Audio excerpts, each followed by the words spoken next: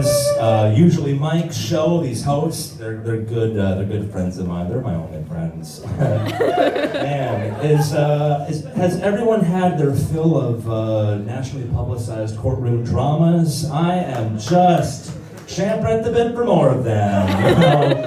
Just constant disappointment by a team of white people, man. It's like the Olympics happens every month. The only fucking solace that I took through that whole Rittenhouse shit is that, like, I know just like after he got acquitted, his buddies were like, so I heard you cried like a cuck on a stand, man. Just, you know, that's the only thing. At least he got tears out of him, you know?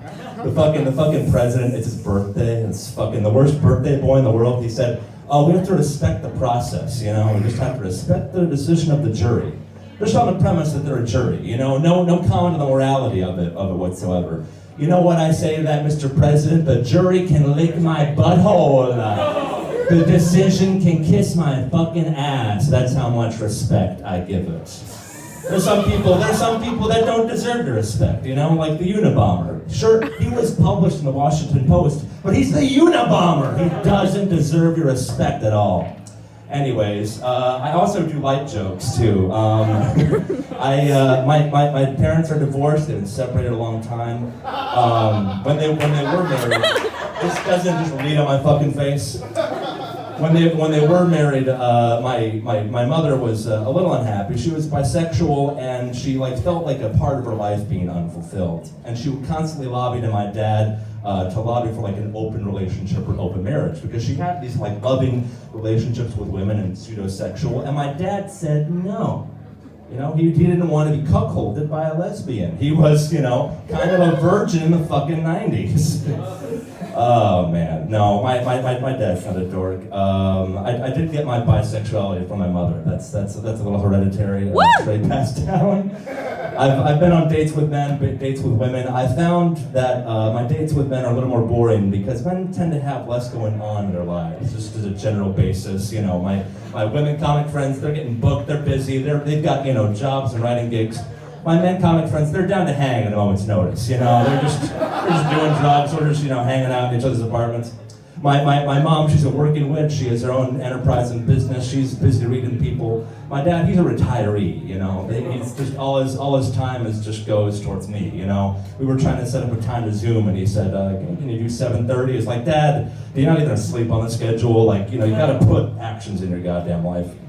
I'm trying to change therapists because I'm still weird on stage. I don't know, it's therapy is not exactly what you always anticipate, you know? I always thought it to be like the worst talk show in the world, you know? You just have a person asking you about your sadness and your turmoil. We'll just sit there in silence like it's a loveless marriage, just for, you know, both of us in our apartments. It's the most silent Zoom, you could hear a pin drop. You have to kind of carry your depression and your anxiety and your trauma in bulk. That's the entire thing. I'm on Instagram a lot too much. I have a crippling addiction.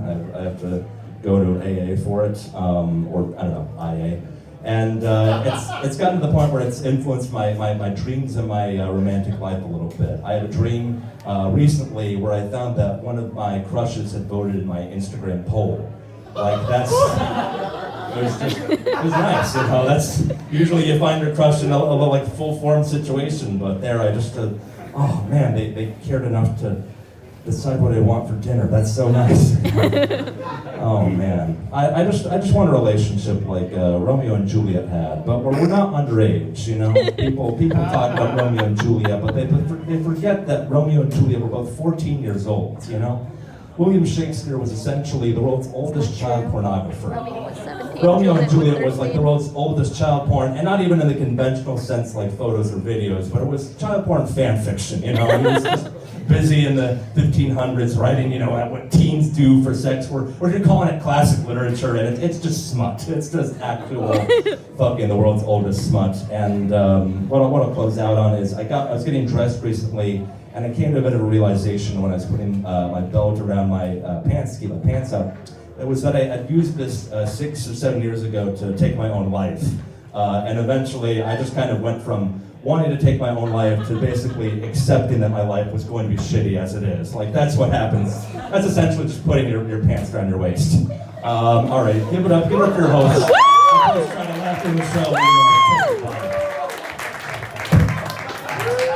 Thank you, Brian. Great spot. Next up, you know